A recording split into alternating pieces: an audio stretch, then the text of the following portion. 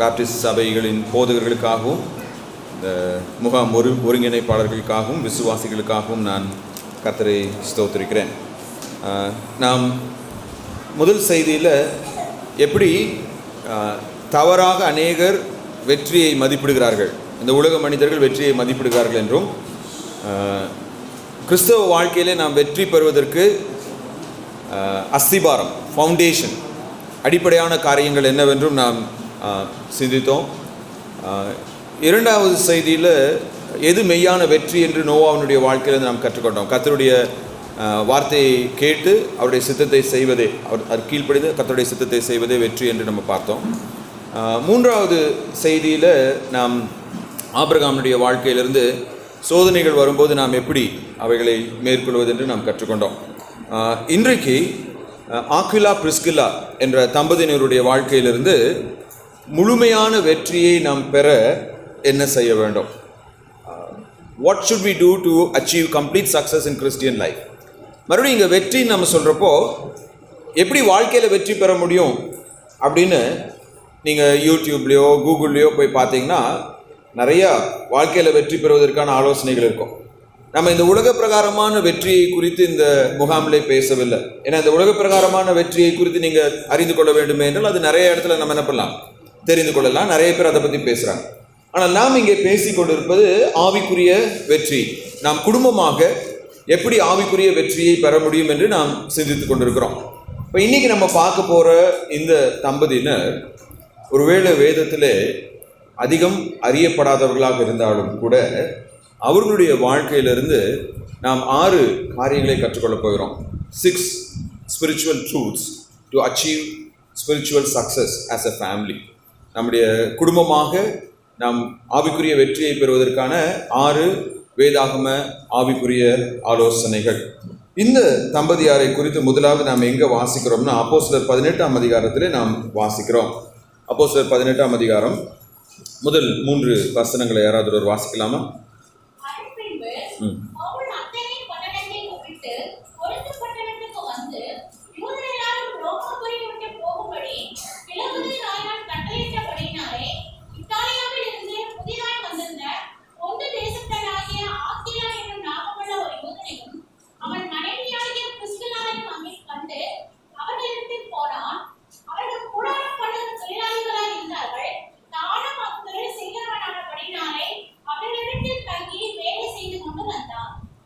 இப்போ அப்போஸ்தலனாகிய பவுல் கொரிந்து பட்டணத்திலே இந்த ஆக்விலா பிரிஸ்கில்லா ஆகிய இருவரையும் அவர் சந்திக்கிறார்.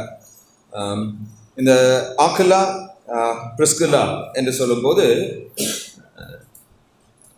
ஒரு முறை எங்களுடைய வேதாகம கல்லூரியில் இந்த ஆக்விலா பிரிஸ்கில்லா யாருன்னு சொல்லி கேட்டவுடனே அந்த இன்டர்வியூக்கு வந்திருந்த மாணவன் சொன்னால் அவங்க 2 பேரும் அண்ணன் தம்பி அப்படின்னு சொல்லி, நான் பேர் ஒரே மாதிரி இருக்கிறனால தென் இதில் யார் கணவன் யார் மனைவிங்கிறதும் ஒரு குழப்பமாக இருக்கும் நிறைய பேருக்கு. ஏன்னா எல்லா இடத்துலையுமே இவங்க பேர் எப்படி வருங்க, சேர்ந்தே ஒரு ஆக்விலா பிரிஸ்கில்லா ஆக்விலா பிரிஸ்கில்லா அப்படின்னு. அட்லீஸ்ட் நம்ம தமிழில் பிரிஸ்கில்லா அப்படிங்கிறதுலேருந்து பிரிஸ்கில்லா என்பது அந்த மனைவியின் பேர் என்று நாம் அறிந்து கொள்ளலாம். சரி, இவங்களுடைய வாழ்க்கையிலிருந்து நாம் கற்றுக்கொள்ள போகின்ற 6 உண்மைகள். இந்த ஆக்விலா பிரிஸ்கில்லாவை குறித்து பார்க்கும்போது இவங்க எப்படி விசுவாசிகள் ஆனார்கள் என்று நமக்கு தெரியாது. இவர்கள் ரோமாபுரியில் இருந்ததினாலே ரோமாபுரியிலே சுவிசேஷம் அறிவிக்கப்பட்ட போது அந்த ரோம் நகரிலே இவர்கள் இயேசு கிறிஸ்துவை ஏற்றுக்கொண்டு அந்த திருச்சபையின் ஒரு பாகமாக இருந்திருக்கணும். அதன் விளைவாக தான் இந்த கிளேயுத்து ராயன் என்பவனுடைய உபத்திரவ காலத்திலே அவர்கள் சிதறடிக்கப்பட்டு கொரிந்து பட்டணத்துக்கு என்ன பண்ணியிருக்காங்க, வந்திருக்கிறாங்க அப்படின்னு சொல்லி நம்ம தெரிந்து கொள்ளலாம். ஆனால் அவர்களுடைய ரட்சிப்பின் வரலாறு வேதத்தில் எங்கேயுமே கொடுக்கப்பட கிடையாது. அவர்கள் விசுவாசிகள் என்று தான் என்னப்படுதுங்க கூறப்பட்டு இருக்கிறது. இப்போ இவங்ககிட்ட இருந்து நம்ம கற்றுக்கொள்கின்ற முதல் காரியம், நம்ம குடும்பமாக ஆவிக்குரிய வாழ்க்கையில் வெற்றி பெற வேண்டுமே என்றால் we need to learn to do things together.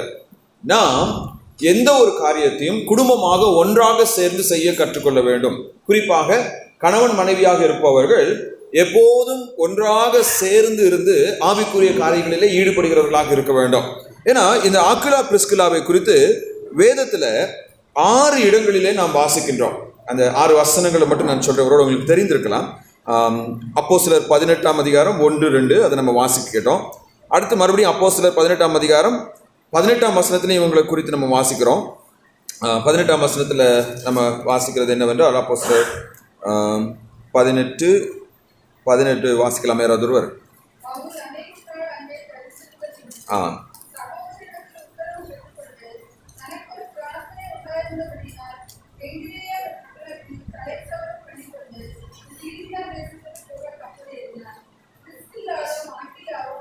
பிரிஸ்கில்லாலும் ஆக்கிலாலும் அவனோடு கூட போனார்கள் என்று நம்ம பார்க்கிறோம். அப்புறம் மறுபடியும் ரோமர் 16ஆம் அதிகாரம் 3ஆம் வசனத்திலையும் இவர்களை குறித்து நாம் வாசிக்கலாம். தென் அப்போஸ்தலர் 18:26 3வது முறை நம்ம வாசிக்கிறோம் இவங்களை குறித்து. 4வதாக ரோமர் 16:3, 1 கொரிந்தியர் 16:19, 2 தீமோத்தேயு 4:19. அப்போ அப்போஸ்தலர் 18 1-2 வசனங்கள், அப்புறம் அப்போஸ்தலர் 18:18, அப்போஸ்தலர் 18ஆம் அதிகாரம் 26ஆம் வசனம், ரோமர் 16:3, 1 கொரிந்தியர் 16:19, 2 தீமோத்தேயு 4:19. இந்த 6 இடங்களை நாம் மையமாக கொண்டு தான் இந்த செய்தியை நாம் கேட்க இருக்கிறோம். இந்த 6 இடங்களையும் நீங்கள் கவனிச்சிங்க அப்படின்னா எல்லா இடத்துலையுமே ஆக்கிலா பிரிஸ்கில்லா இருவருடைய பெயரும் வருது. அதுலேயும் குறிப்பாக நம்ம பார்த்தோம்னா 3 இடங்களில் ஆக்கிலாவுடைய பெயர் முதல்ல வரும், 3 இடங்களில் பிரிஸ்கில்லாவுடைய பெயர் என்ன பண்ணுவாங்க முதல்ல வரும். இப்போ நேற்றைய தினத்தில் நான் அந்த நோவாவினுடைய செய்தியை ஆயத்தம் செய்த போது நீங்கள் பார்த்தீங்கன்னா நோவாவினுடைய மனைவியினுடைய பெயர் அந்த அதிகாரங்களில் என்ன பண்ணலைங்க கொடுக்கப்படல. யூதர்களுடைய வரலாறுல ஒரு பெயர் கொடுத்துருக்காங்க, ஆனால் அந்த அதிகாரத்தில் என்ன பண்ணலைங்க கொடுக்கப்படல. இப்போ பேதுருவனுடைய மனைவி யாருன்னு சொல்லி நமக்கு தெரியுமா? அவங்க பேர் தெரியுமா? தெரியும். இப்போ வேதத்தில் ஒரு சிலருடைய பெயர்கள் குறிப்பிடப்பட்டிருக்கிறது என்றால் அவர்கள் தேவனுக்காக ஏதோ ஒரு காரியத்தை they did a significant thing. அவர்கள் ஒரு முக்கியமான பங்களிப்பை தேவனுடைய ஊழியத்திலே கொடுத்தார்கள். ஒன்று தேவனுடைய ஊழியத்தில் முக்கியமான பங்களிப்பை கொடுத்தவர்களுடைய பெயர் இருக்கும், இல்லைன்னா கடவுளுக்கு விரோதமாக ரொம்ப அதிகமாக செயல்பட்டவர்களுடைய பெயர் இருக்கும். அப்போ சீஷர்களுடைய அப்போஸ்தலர்களுடைய மனைவிமார்களுடைய பெயர்கள் கூட நமக்கு என்ன பண்ணாதுங்க தெரியாது. இப்போ பீலேமோனை குறித்து ஒரு புஸ்தகமே என்ன பண்ணியிருக்குங்க எழுதப்பட்டிருக்கு, ஒரு அதிகாரமே ஒரு தனி புஸ்தகமாக புதிய ஏற்பாடில் இருக்கு. ஆனால் அவனுடைய மனைவியின் பெயர் என்னவென்று நம்மளால் என்ன பண்ண முடியாதுங்க முழுமையாக தெரிந்து கொள்ள முடியாது. அப்போ இந்த ஆக்கிலா பிரிஸ்கில்லா இருவரும் ஒன்றாக இணைந்து கர்த்தருடைய ஊழியத்தை அவங்க என்ன பண்ணாங்க செய்தார்கள். டீம் எஃபர்ட், ஒன்றாக இணைந்து ஊழியம் என்று சொல்லும்போது நிறைய இடங்கள்ல சொல்லுவாங்க ஒன் மேன் சர்க்கஸ் மாங். ஒன் மேன் சர்க்கஸ் அப்படின்னா ஒரே ஆளே எல்லாத்தையும் என்ன பண்ணுறதுங்க செய்யுது.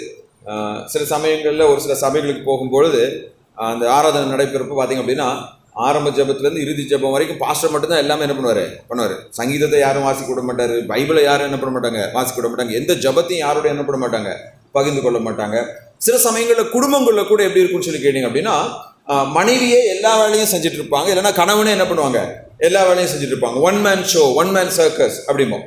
ஆனால் கிறிஸ்தவ குடும்பம், கிறிஸ்தவ இல்லறம், கிறிஸ்தவ திருச்சபை என்று சொல்லும்போது it is a corporate effort. அது ஒரு கூட்டு முயற்சி.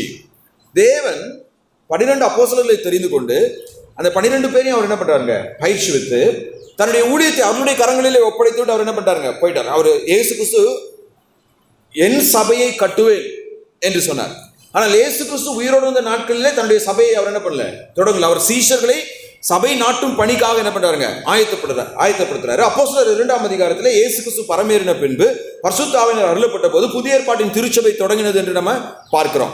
அப்போ இயேசு கிறிஸ்து என்ன பண்றாருன்னா தன்னுடைய சபையிலே தன்னுடைய ஊழியத்திலே எப்போதும் அவர் ஒரு கூட்டு முயற்சியை ஊக்குவிக்கிறவராக இருக்கிறார். இந்த கூட்டு முயற்சி என்று சொல்லும்போது ஆதாமே தேவன் ஏதேனிலே படைத்த உடனே அது தொடங்குது. எப்படி தொடங்குதுன்னா ஆதாம் ஆண்டவர் சொல்றாரு, விலங்குகளுக்கெல்லாம் யார் பெயரிடணும்? நீ பெயரிடணும். ஏன்னா பெயரிடுதல் என்பது அதிகாரத்தின் ஒரு வெளிப்பாடு. இப்போ என்னுடைய மகனுக்கு நானும் என்னுடைய மனைவியும் பேர் வைக்கிறோம் அப்படின்னா we are the authority over him. அப்போ தேவன் விலங்குகள் எல்லாவற்றையும் படைத்து தேவன் என்ன பண்ணார்னா தான் படைத்த சகலத்தையும் ஆண்டு கொள்ள வேண்டும் என்று விரும்பினார். மனிதன் ஆண்டு கொள்ள வேண்டும் என்று விரும்பினார். அந்த அதிகாரத்தை மனிதனுடைய கருத்தில் என்ன பண்ணாருங்க கொடுத்தார். அப்போ ஆதாமுக்கும் ஏவாளுக்கும் தேவன் அந்த அதிகாரத்தை கொடுக்கும்போது ஆதாம்கிட்ட சொல்றாரு, இந்த விலங்குகளுக்கெல்லாம் நீ பெயரிடு. ஆண்டவர் தன்னுடைய அதிகாரத்தை அவனோடு கூட என்ன பண்றாருங்க பகிர்ந்து கொள்வதை நாம் பார்க்கிறோம். இப்போ நோவாவுக்கு ஆண்டவர் ஒரு பேழையை கட்டி கொடுக்க முடியாதுங்களா? வானத்தையும் பூமியும் சிருஷ்டித்த தேவன் அண்ட சராசரத்தையும் சிருஷ்டித்த தேவனால் நோவாவுக்கு ஒரு பேழையை உருவாக்கி கொடுக்க முடியாதா? நிச்சயமா முடியும். ஆனால் ஏன் தேவன் நோவாவை அதை செய்ய சொன்னார்?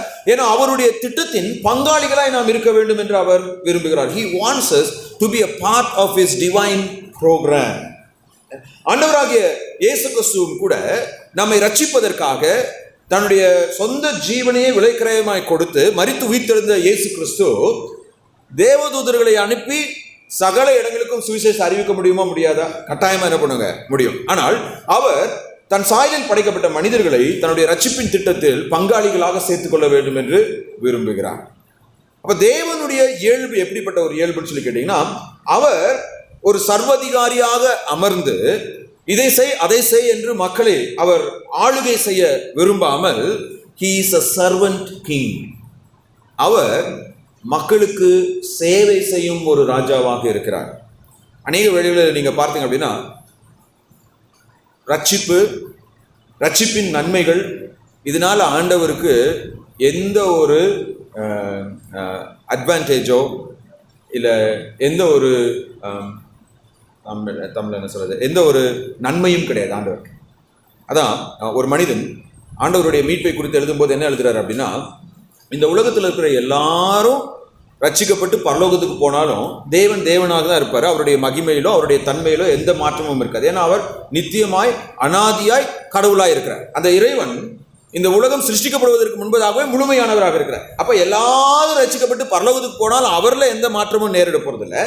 எல்லாரும் கெட்டழிந்து நரகத்துக்கு போனாலும் ஆண்டவர்ல எந்த மாற்றமும் ஏற்படுவதில்லை. அவர் கர்த்தர், அவர் இருக்கிறவராகவே இருக்கிறார். அப்ப இந்த ரட்சிப்பின் திட்டம் என்று சொல்லும் போது, இந்த ரட்சிப்பின் திட்டம் என்பது மனிதனின் நன்மைக்காக நாம் கடவுளை மகிமைப்படுத்துகிறோம் என்று சொல்லும் போது, கடவுளுக்கு இல்லாத ஒன்றை நம்ம கொடுக்கிறது கிடையாது. ஏன்னா அவர் நித்தியத்திலே மகிமைப்படுத்தப்பட்டவராக இருக்கிறார். அவர் எப்போதும் மகிமை உள்ளவராக இருக்கிறார். நாம் கடவுளை மகிமைப்படுத்துகிறோம் என்று சொல்லும் போது, தேவன் யார் என்று அறிந்து அவருக்கு கொடுக்க வேண்டிய கனத்தை நாம் கொடுப்பதுதான் கடவுளுக்கு மகிமை செலுத்துவது. We are not doing anything extra to God. அப்ப அந்த உன்னதமான தேவன் என்ன செய்கிறார் என்றால், தன்னுடைய உன்னதமான ரட்சிப்பின் திட்டத்திலே பாவ மனிதர்களாகிய நம்மை இணைத்துக் கொள்கிறார். பாவ மனிதர்களாகிய நம்மை அவர் பரிசுத்தப்படுத்தி பயன்படுத்துகிறவராக இருக்கிறார். இப்ப யாரெல்லாம் இந்த தேவன் எவ்வாறு தன்னுடைய ரட்சிப்பின் திட்டத்திலே தன்னோடு கூட மனிதர்களை இணைத்துக் கொள்கிறார், தன்னோடு கூட மனிதர்களை பயன்படுத்துகிறார், தன்னோடு கூட இசைந்து செல்லும்படியான கிருபையை அவருக்கு அளிக்கிறார் என்பதை உணர்ந்து கொள்கிறார்களோ, அந்த குடும்பத்தில் கணவனும் மனைவியும் எந்த ஒரு காரியத்தை செய்தாலும் அவர்கள் ஒன்றாக இணைந்து செய்வார்கள். வேதத்தில் திருமணம் என்பது எதற்காகங்க? அதனுடைய நோக்கத்தை நாம் நேற்றைய தினத்தில் நம்ம வாசித்தோம், ஆதியாகமம் 2ஆம் அதிகாரத்தில். இப்படி இருக்க, ஒருவன் தன் தகப்பனையும் தாயையும் விட்டு பிரிந்து தன் மனைவியோடு இசைந்திருக்க கடவன். There is a leaving, there is a cleaving. இப்போ அந்த தகப்பனையும் தாயும் விட்டு பிரிந்து என்று சொல்லும்போது அதனுடைய பொருள் அப்பாவையும் அம்மாவையும் மறந்துடணும்னு கிடையாது. ஏன்னா கடவுள் உனக்கு கட்டளையிட்ட தேசத்தில் நீ ஆசீர்வதிக்கப்பட வேண்டும் என்றால் உன் தகப்பனையும் தாயும் கனம் பண்ணுவாயாக. நம்ம பழைய ஏற்பாட்டை நம்ம பார்த்தோம் அப்படின்னா, தன்னுடைய தகப்பனையும் தாயையும் அவமதிக்கிறவனோ அடிக்கிறவனோ கைவிட்டவனோ கொலை செய்யப்பட கடவான் என்று நியாயப்பிரமாணத்திலே கூறப்பட்டிருக்கிறது. அப்போ தகப்பனையும் தாயையும் நாம் பராமரிப்பது, கவனிப்பது மிக மிக முக்கியம். ஆனால் தகப்பனையும் தாயும் விட்டு பிரிந்து மனைவியோடு இசைந்திருப்பான் என்று சொல்லும்போது, திருமணம் ஆனதுக்கு அப்புறமேலே கணவன் மனைவி ஒன்றாக இருக்க வேண்டும். அதனால தான் நம்ம திருமண வாக்குறுதியில் என்ன சொல்கிறோம்? சுகத்திலும் துக்கத்திலும் வாழ்விலும் தாழ்விலும் மரணம் நம்மை பிரிக்கும் வரை நம்ம என்ன பண்ண மாட்டோம்? பிரிய மாட்டோம். we will never. எனக்கு அன்பானவர்களே, ஒருவேளை உங்களில் ஒரு சிலர் வேலை நிமித்தமாக இல்லை என்றால் உங்களுடைய குடும்ப பொருளாதார சூழ்நிலை நிமித்தமாக பிரிந்திருக்க கூடும். ஆனால் அந்த பிரிவு நீண்ட காலத்திற்கு இல்லாமல் நாம் என்ன பண்ணுங்க? பார்த்து கொள்ளணும். இப்போ நான் என்னுடைய மனைவியை விட்டுட்டு வேற ஒரு தேசத்துக்கு, வேற ஒரு இடத்துக்கு நான் வேலைக்கு போகிறேன். என்னுடைய கணவனை விட்டுட்டு நான் வேற ஒரு தேசத்துக்கு, வேற ஒரு இடத்துக்கு நான் வேலைக்கு போகிறேன். நாங்கள் 2 பேரும் பிரிந்து இருக்க வேண்டும் அப்படின்னு சொல்கிறப்போ ஒரு காரியத்தை நீங்கள் மறந்துக்கணும். இது என்னுடைய குடும்பத்தின் அத்தியாவசிய தேவைகளை பூர்த்தி செய்வதற்காக நான் பிரிந்திருக்கிறேனா, இல்லை என்றால் என்னுடைய பொருளாதார ஆசைகளை நிறைவேற்றிக் கொள்வதற்காக நான் பிரிந்திருக்கிறேனா? நம்ம யோசிக்கணும். என்னுடைய நோக்கம் பொருளாதார ஆசைக்காக என்று இருந்தால் அது தவறு.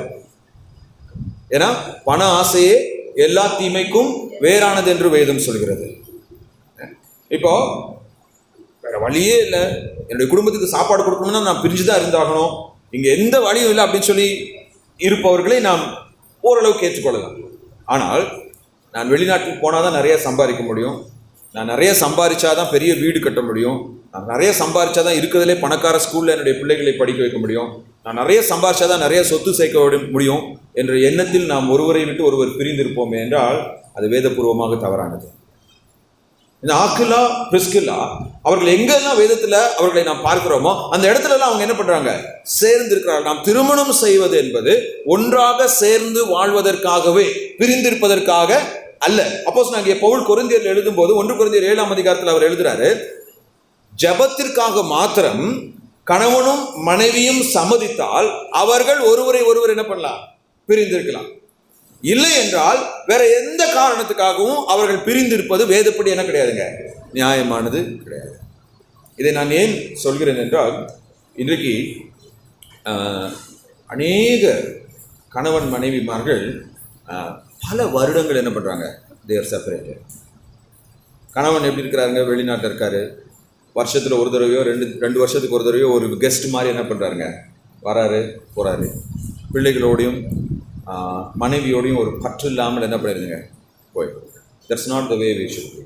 அன்லஸ், நான் ஏற்கனவே சொன்ன மாதிரி, அது கட்டாயமாக என்னுடைய குடும்பத்தினுடைய சர்வைவல், அப்படி இல்லைன்னா என்னுடைய குடும்பம் வாழ முடியாது அப்படிங்கிற காரணத்திற்காக பிரிந்திருந்தால் ஓகே, அதை ஓரளவுக்கு நம்ம ஏற்றுக்கொள்ளலாம். ஆனால் பண ஆசையினால் நாம் பிரிந்திருக்க கூடாது. ஆக்கிலா பிரிஸ்கில்லாவுடைய வாழ்க்கையில் நம்ம கற்றுக்கொள்கிறோம் என்ன அப்படின்னு சொல்லி கேட்டீங்கன்னா, ஆவிக்குரிய காரியங்களுக்கு நாம் முதலிடம் கொடுத்து குடும்பமாக ஒன்றாக இருக்க வேண்டும். ஒன் ஆஃப் த திங்ஸ் ஆண்டவர் சொல்றாரு, உபாகமம் 6ஆம் அதிகாரத்திலே பெற்றோருக்கு கொடுக்கப்பட்ட ஒரு கட்டளை என்னவென்றால், நீ உன் பிள்ளைகளுக்கு வேதத்தை போதிக்கணும். எப்பெல்லாம் போதிக்கணும்னு ஆண்டவர் சொல்றாருங்க? நீ உட்காரும் போதும், எழுந்திருக்கும் போதும், நடக்கும் போதும், படுத்திருக்கும் போதும். அப்போ பெற்றோர் ஒன்றாக இருக்க வேண்டும், பிள்ளைகள் பெற்றோரோடு இருக்க வேண்டும். சில சமயத்தில் நிறைய பேர் வந்து என்கிட்ட சொல்லுவாங்க, பாஸ்டர் நீங்கள் இருக்கிற காலேஜில் வந்து ஒரு ஸ்கூல் இருக்குது, அந்த ஸ்கூலில் ஹாஸ்டல் இருக்குல்ல, நான் என்னுடைய பிள்ளைகளை சேர்த்துட்டுமா? போன வாரம் கூட ஒரு சகோதரன் என்கிட்ட வந்து கேட்டேன். நான் சொன்னேன், இல்லை, உங்கள் பிள்ளைகள் உங்களோடு இருக்க வேண்டும், உங்களுடைய பிள்ளைகளுக்கு நீங்கள் வேதத்தை கற்றுக் கொடுக்க வேண்டும். குடும்ப ஆராதனை, ஆக்சுவலாக நம்ம பண்ணுறது குடும்ப ஜபம் இல்லைங்க, குடும்ப ஆராதனை. ஒவ்வொரு நாளும் காலையும் மாலையும் நம்முடைய வீட்டில் குடும்ப ஆராதனை இருக்க வேண்டும். ஒவ்வொரு நாளும் காலையும் மாலையும் அந்த குடும்ப ஆராதனையை நடத்தும் பொறுப்பு கணவனுடையது. கணவனே வீட்டின் தலைவனாக இருக்கிறான், தன் மனைவியின் தலைவனாக இருக்கிறான். இப்போ அந்த கணவன் ஒவ்வொரு நாளும் தன்னுடைய மனைவியும் தன்னுடைய பிள்ளைகளையும் கூப்பிட்டு உட்கார வைத்து அவர்களோடு பாடல்களை பாடி, ஆவிக்குரிய பாடல்களை பாடி, வேதத்தை வாசித்து, அந்த வேத வசனத்தை விளக்கி, அந்த பிள்ளைகளை வேத வசனத்தின்படி வளர்க்க கடமைப்பட்டவனாக யார் இருக்கிறாங்க? கணவன். இன்னைக்கு நிறைய குடும்பங்களில் நீங்க பாத்தீங்க அப்படின்னா, குடும்ப ஜெபத்தில் யார் இருக்க மாட்டார்? ஹஸ்பண்ட் இருக்க மாட்டார், கணவன் இருக்கிறது இல்லை.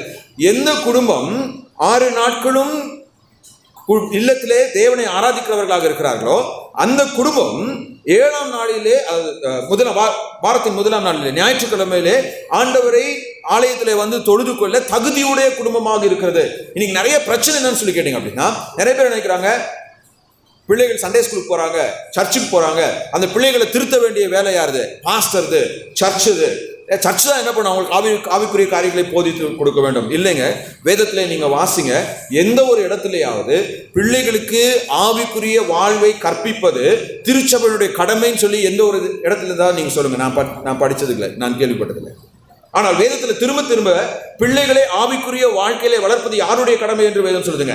பெற்றோருடைய கடமை, தாயினுடைய கடமை, தகப்பனுடைய கடமை. அப்ப ஆவிக்குரிய தலைவனாகிய தகப்பனும் ஆவிக்குரிய தலைவியாகிய தாயும் ஒன்றாக இணைந்து பிள்ளைகளை வளர்க்க வேண்டும்.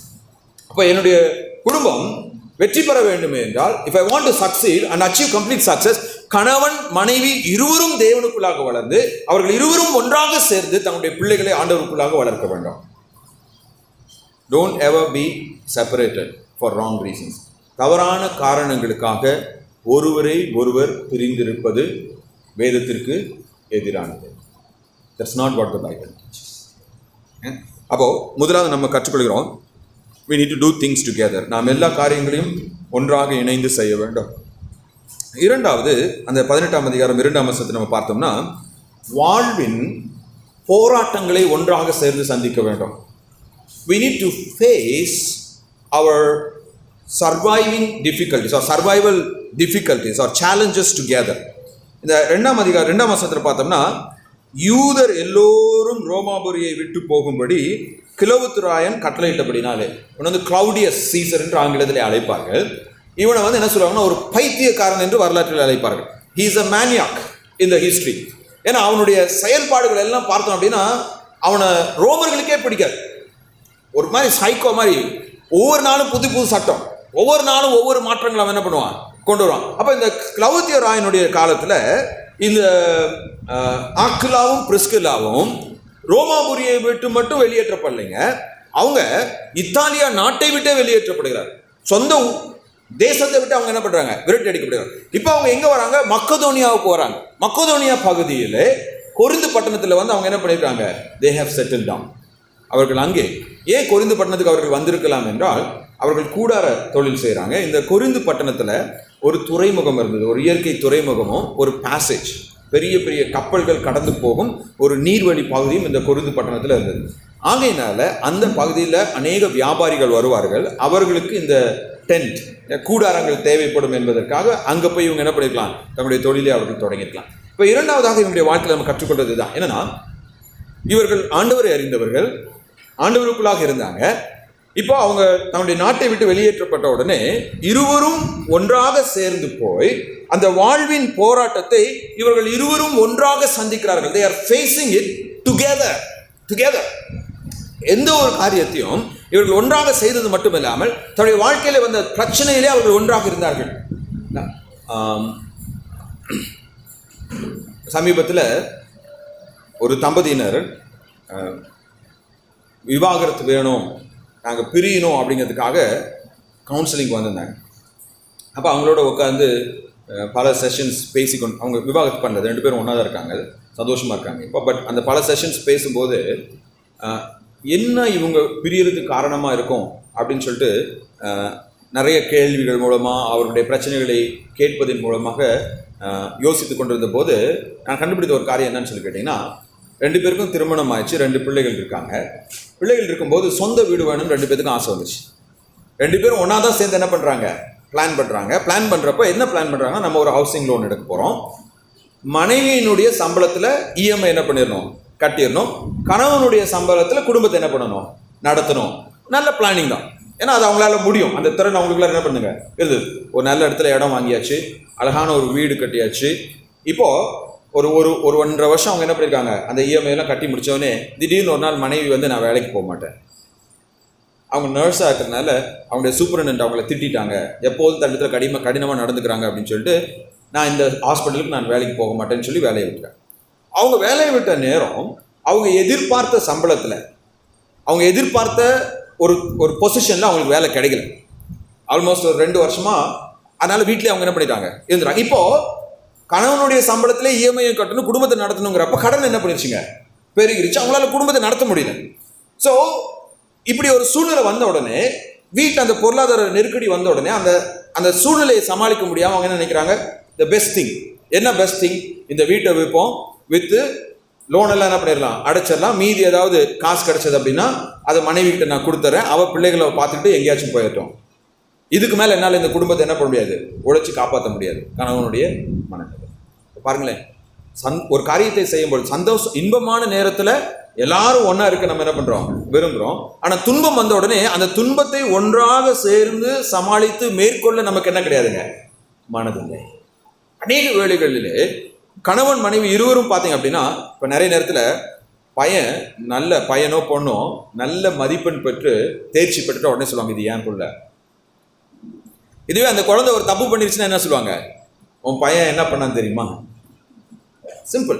அப்போ சின்ன சின்ன காரியங்களில் கூட நம்ம என்ன பண்ணுறோம்னா, இன்பத்தில் சந்தோஷமான காரியங்களில் ஒன்றாக இணைந்து இருக்கிறோம். ஆனால் ஒரு கஷ்டம் வரப்போ நம்ம என்ன பண்ணுறோங்க, ஒருவரை ஒருவர் குறை கூறுகிறோம். இந்த ஒரு இயல்பு எங்கிருந்து வந்தது, நம்முடைய ஆதி முற்புதாவாகிய ஆதாம்கிட்ட வருது. ஆதாம்கிட்ட ஆண்டவர் இந்த கனியை நீ சாப்பிட்டையா அப்படின்னு சொல்லி கேட்டவனே அவனை சொல்றான், ஆண்டவரே ஏவாள் தான் எனக்கு இதை கொடுத்தான். அப்போ அந்த நாட்கள் முதற்கொண்டு இன்றைக்கு வரைக்கும் அநேக வேளைகளிலே ஒரு கஷ்டம் வரப்போ கணவன் மனைவி ஒன்றாக இருப்பதில்லை. பிள்ளைகள் பெற்றோருக்கு உதவி செய்வதில்லை. எந்த ஒரு குடும்பத்திலே கடினமான சூழ்நிலையிலே அவர்கள் ஒன்றாக இருந்து ஒருவருக்கொருவர் உதவி செய்து அந்த சூழ்நிலையை அவர்கள் மேற்கொள்ள ஆயத்தமுள்ளவர்களாக இருக்கிறார்களோ அந்த குடும்பம் ஆவிக்குரிய பிரகாரமாகவும் உலக பிரகாரமாகவும் வெற்றி பெறும். இது நம்ம எங்கிருந்து கற்றுக்கொள்கிறோம்? நம்முடைய ஆண்டவராகிய இயேசு கிறிஸ்து கெத்செமனே தோட்டத்திலே ஜெபம் பண்றாரு. என்ன ஜெபம் பண்றாருங்க? பிதாவே, இந்த பாத்திரம் என்னை விட்டு நீங்க கூடுமானால் நீங்கட்டும். அந்த இடத்துல பிதாவினுடைய ஒரு விசேஷமான பிரசன்னத்தை அவர் என்ன பண்றாருங்க? உணர்றார். அந்த பிதாவினுடைய ஒரு விசேஷமான பிரசன்னத்தை அவர் உணர்ந்த உடனே அவர் ஆவியின் வல்லமையினால உடனே எழும்பி அவர் என்ன சொல்றாருங்க? ஆகிலும் உம்முடைய சித்தம் நிறைவேற கடவுதுன்னு சொல்லிட்டு அந்த லூக்கா அதை எழுதுறப்ப ரொம்ப அழகா எழுதுறாரு. எப்படின்னா, அவர் ஜெபிக்கிறப்ப எப்படி ஜெபம் பண்றாருங்க? முழங்கால் படிட்டு பலவீனமான நிலையில் அவர் என்ன பண்றாருங்க? ஜெபம் பண்றாரு. ஆனால் ஜெபித்த உடனே அந்த பிதா தன்னோடு கூட இருப்பதை அவர் உணர்ந்த உடனே அவர் என்ன பண்றாருங்க? எழும்பி நின்று சீஷர்களை பார்த்து, நேரம் வந்து விட்டது, வாங்க போகலாம், வேலை வந்தது, லெட்ஸ் கோ. அப்போ அந்த பிதாவானவர் இயேசு கிறிஸ்து ஞானஸ்தானம் எடுக்கும்போது அங்க என்ன பண்றாருங்க? பிதாவானவர், இவர் என்னுடைய நேசகுமாரன், பரிசுத்த ஆவியானவர் புறாவை போல இறங்கி வருகிறது நம்ம என்ன பண்றோம்? பார்க்கிறோம். அதே போல மறுரூப மலையிலே இயேசு கிறிஸ்துவானவர் மறுரூபப்பட்ட போது மோசையும் எலியாவும் வந்து அவர் சிலுவையிலே படப்போகின்ற பாடுகளை குறித்து அவரோட என்ன பண்றாங்க? பேசிக் கொண்டிருக்கிறார்கள். அப்பொழுது வானத்திலிருந்து பிதாவானுடைய சத்தம், இவர் என்னுடைய நேசகுமாரன், இவரில் நான் பிரியமா இருக்கிறேன், இவருக்கு செவி கொடுங்க. We see even creation, in creation, உலகத்தை சிருஷ்டித்த போது நம்ம என்ன பார்க்கிறோம்? ஆதியிலே தேவன் வானத்தையும் பூமியும் சிருஷ்டித்தார் சொல்லி நம்ம பார்க்கிறோம். அடுத்த வசனம் என்ன சொல்லுதுங்க? ஆவியானவர் ஜலத்தின் மேல் என்ன பண்ணாருங்க? அசைவாடி கொண்டிருந்தார். மனிதனை சிருஷ்டிக்கும் பொழுது திரியேக தேவனுக்குள்ளாக நடந்த உரையாடல் என்னது? நாம் நமது சாயலில் பாபேல் கோபுரத்தை அவர்கள் விசாரிக்க வந்த போது நாம் போய், அப்போ பிதா குமாரன் பரிசுத்த ஆவியாகிய திரியேக தேவன் எப்போதும் எல்லா சூழ்நிலையிலும் ஒன்றாக செயல்படுவதை நாம் பார்க்கிறோம். இயேசு கிறிஸ்து சிலுவையில் மரிக்கும் பொழுது அவர் சொன்னார், பிதாவே, என் தேவனே, என் தேவனே, ஏன் என்னை கைவிட்டீர் என்று அவர் கதறுகிறார். அந்த கதறல் வந்து நீங்க பாத்தீங்கன்னா நிறைய நேரத்தில் ஏதோ விரக்தியில புலம்புனதை நம்ம என்ன பண்ணலாம் நினைக்கலாம். இல்லைங்க, அது அங்கே கூடியிருந்த மக்களை தான் மேசியா என்ற வாக்கு தத்த வசனத்திற்கு நேராக வழிநடத்துறார். ஏன்னா சங்கீதம் 22 மேசியா பாடுபடும் பொழுது என்னன்னு சொல்லி கதறுவாங்க, என் தேவனே, என் தேவனே, ஏன் என்னை கைவிட்டீர். அந்த சிலுவை மரணத்தை இயேசு கிறிஸ்து தொடங்குறப்ப எப்படி தொடங்குறாரு? அப்பா, இவர்களை மன்னியும். அதை முடிக்கிறப்ப எப்படி முடிக்கிறாங்க? பிதாவே, உம்முடைய கரத்தில் என் ஆவியை ஒப்புக்கொடுங்க. அப்போ அந்த குமாரனானவர் கல்வாரி சிலுவையிலே தனித்து விடப்படவில்லை. தன்னுடைய வாழ்க்கையிலே, அதாவது தான் மனு அவதாரம் ஏற்று வந்த போது அவர் சந்தித்த மிகப்பெரிய வேதனையிலே அங்கே பிதாவானவருடைய பிரசன்னம் இருக்கிறது. ரோமர் 1:5 நாம் பார்க்கும் பொழுது அவர் ஆவியினாலே, பிதாவானவருடைய கிருபையினாலும் ஆவியினாலும் அவர் என்ன பண்ணாருங்க? உயிர்ப்பிக்கப்பட்டார் என்று நம்ம பார்க்கிறோம். அப்ப யார் இந்த திரியேக தேவனுடைய செயல்பாட்டினை உணர்ந்து கொள்கிறார்களோ அவர்கள் தங்களுடைய குடும்பத்தில் உள்ளவர்களை, தங்களுடைய திருச்சபையில் உள்ளவர்களை ஆபத்து நேரத்தில், கஷ்ட நேரத்தில் கைவிட மாட்டார்கள். ஏன்னா தேவனுடைய ஒரு குணாதிசயம் என்னது? நான் ஆபத்து நாளிலே கர்த்தரை நோக்கி கூப்பிட்டேன், கர்த்தர் எனக்கு செவி கொடுத்தார். இந்த ஏழை கூப்பிட்டேன், கர்த்தர் எனக்கு செவி கொடுத்து என்னுடைய எல்லா விதமான பிரச்சனையிலிருந்து என்ன பண்ணாருங்க? விடுவித்தார். அப்ப மெய்யான அன்பு, மெய்யான விசுவாசம் என்பது எப்போ வெளிப்படும்னா, அந்த குடும்பத்தில் தோல்விகள் வரும்போது, கணவன் மனைவி ஒருவர் எப்படி நடத்துறாங்க, நிறைய பணம் இருக்கிறப்ப இல்லை, ஒண்ணுமே இல்லாதப்ப அவங்க ஒருவரோடு ஒருவர் இணைந்து எப்படி செயல்படுகிறாங்க, எல்லாம் சக்சஸ்ஃபுல்லா இருக்கிறப்ப இல்லை, அவங்க எதிர்பார்த்தது நடக்காதது போது அவர்கள் எப்படி கை கோர்த்து கொண்டு முன்னோக்கி செல்கிறார்கள். அதுதான் ஒரு குடும்பத்தினுடைய வெற்றியை தீர்மானிக்கும். அப்போ ஆக்கிலா பிரிஸ்கில்லா அவர்கள் சந்தோஷமான நேரத்திலும் ஒன்றாக இருந்தார்கள், அவர்கள் துன்பப்படுகிற நேரத்திலும் ஒன்றாக இருந்தார்கள், அவர்கள் வாழ்க்கையின் வெற்றியின் விளிம்பில் இருக்கும் பொழுதும் ஒன்றாக இருந்தார்கள், அவர்கள் தோல்வியை அனுபவிக்கும் போதும் ஒன்றாக இருந்தார்கள். நிறைய நேரத்தில் நீங்கள் பார்த்தீங்க அப்படின்னா, இந்த வாழ்க்கையில் தவறு செய்து அதனால் பாதிக்கப்பட்டவர்களை பார்க்குறப்போ அவங்களுடைய தவறுகளை குறித்து நம்ம பேசக்கூடாது. ஒருத்தன் வந்து ஒரு 12th 10th ஃபெயில் ஆகிட்டான், இப்போ ரிசல்ட் வந்துருக்கு, அவனை பார்த்த உடனே ஏன்டா ஃபெயில் ஆகிட்டேன், ஒழுங்காக படிச்சிருந்தா நீ ஃபெயில் ஆகிருக்க மாட்டேன், இதெல்லாம் அவங்களுக்கு தெரியும். அவங்களுடைய உள்ளத்தில் அதெல்லாம் என்ன பண்ணிட்டு இருக்குங்க, ஓடிட்டு இருக்கு. அந்த மாதிரி கடினமான சூழ்நிலைகள் அவங்க பார்க்குறப்ப we should give words of hope. எப்படி வேர்ட்ஸ் ஆஃப் ஹோப்? ஏசு கிறிஸ்து மரித்து உயிர்த்தெழுந்து திரும்ப வராருங்க, கரையோரத்தில் உட்கார்ந்து இருக்கிறாரு, அங்கே உள்ளுக்குள்ளார இருந்து சீஷர்கள் மீன் பிடித்து கொண்டு இருக்கிறாங்க. அப்போ யோவான் வந்து பேதுருவை பார்த்து சொல்றாரு, அந்த கரையில் நிற்கிறவர் இயேசு, அவர் உயிர்த்தெழுந்துட்டாரு, உயிர்த்தெழுந்த இயேசு கிறிஸ்து அங்கே வந்து நிற்கிறாரு. இப்போ பேதுரு என்ன பண்ணுறாருங்க, தன்னுடைய அறையை கட்டி கொண்டு அவன் என்ன பண்ணுறாங்க, நீச்சல் அடித்து கரைக்கு வரான். கரைக்கு வந்த உடனே எப்போதுமே பேதுரு நீங்க பாத்தீங்கன்னா ஏதாவது ஒன்று பேசிட்டே இருப்பார். ஆனா முதல் முறை பேதுரு என்ன பண்றாருங்க, சைலண்டா உட்கார்ந்துருக்கிறார். ஏன்னா இப்ப என்ன சொல்றதுன்னு அவருக்கு தெரியல. நீங்களும் நான் நினைச்சேன், நான் இயேசு கிறிஸ்துவோட இடத்துல இருந்தேன்னா முதல்ல பேதுருவை பார்த்து என்ன சொல்வேன், நான் எத்தனை முறை மறுதளிக்க மாட்டேன்னு சொன்னேன் பேதுரு. அவர் எதுவுமே சொல்ல கிடையாது. அவர் என்ன பண்றாருன்னா, அவனுக்கு பிரேக்ஃபாஸ்ட் ஆயத்தம் பண்ணி வைத்து, காலை உணவு அப்பத்தையும் மீனையும் ஆயத்தம் செய்து வைத்து, வா வந்து சாப்பிட. அவர் கேட்ட ஒரே ஒரு கேள்வி, நீ என்னில் அன்பா இருக்கிறாயா? வேற எதுவுமே அவன்கிட்ட பார்த்து என்ன பண்ணுங்க. அப்போ நாம் துன்பப்படுகும் போது, அதாவது குடும்பமாக இந்த கஷ்டமான சூழ்நிலையில் செல்லும் போது ஒருவரை ஒருவர் தேற்றுகிறவர்களாக இருக்கும். சில டைம் அந்த கஷ்டமான சூழ்நிலை காரணம் கணவனாக இருக்கலாம், இல்ல சில டைம் கஷ்டமான சூழ்நிலை காரணம் மனைவியா இருக்கலாம், சில டைம் கஷ்டமான சூழ்நிலை காரணம் பெற்றோரா இருக்கலாம், இல்லை என்றால் பிள்ளைகளாக இருக்கலாம். அவருடைய குறைகளை சொல்லி அவர்களை நாம் நோக்கடிக்க கூடாது. மாறாக, சரிப்பா நடந்துருச்சு, இருந்தாலும் இந்த தோல்வியிலே இந்த கஷ்டத்துல நான் உன் கூட இருக்கிறேன், ஐ வில் டேக் கேர்.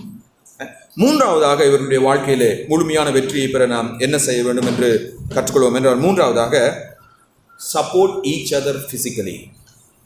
சரீர பிரகாரமான காரியங்களில் ஒருவருக்கொருவர் ஒத்தாசையாக இருங்கள். Support each other physically. பாருங்க 3ஆம் வசனத்துல, அவர்கள் கூடாரம் பண்ணுகிற தொழிலாளிகளாய் இருந்தார்கள்.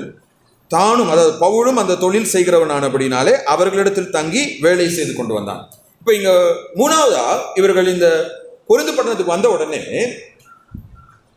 ஆக்கிலா மட்டும் கூடார தொழில் செய்யல கிடையாது, பிரிஸ்சிலாவும் அவங்களுக்கு என்ன பண்றாங்க, உதவி செய்றாங்க. she is also helping. அப்ப ஒரு குடும்பம், ஒரு சபை வெற்றி பெற வேண்டும் என்றால் அந்த குடும்பத்தில் உள்ள எல்லோரும் உழைப்பவர்களாக இருக்க வேண்டும். அந்த சபையில் உள்ள எல்லோரும் அந்த சபையின் வளர்ச்சிக்கு ஏதாவது ஒரு விதத்தில் பங்களிக்கிறவர்களாக இருக்க வேண்டும்.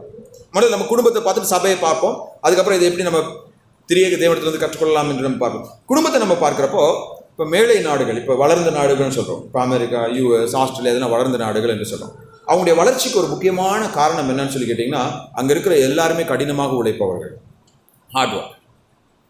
பிள்ளைக்கு 16 வயசு ஆயிடுச்சுன்னா அப்பா அம்மாவோட இருக்கக்கூடாது. அவங்க என்ன பண்ணிடுவாங்க, அவங்களுக்கு லைசன்ஸ் வாங்கிடலாம்.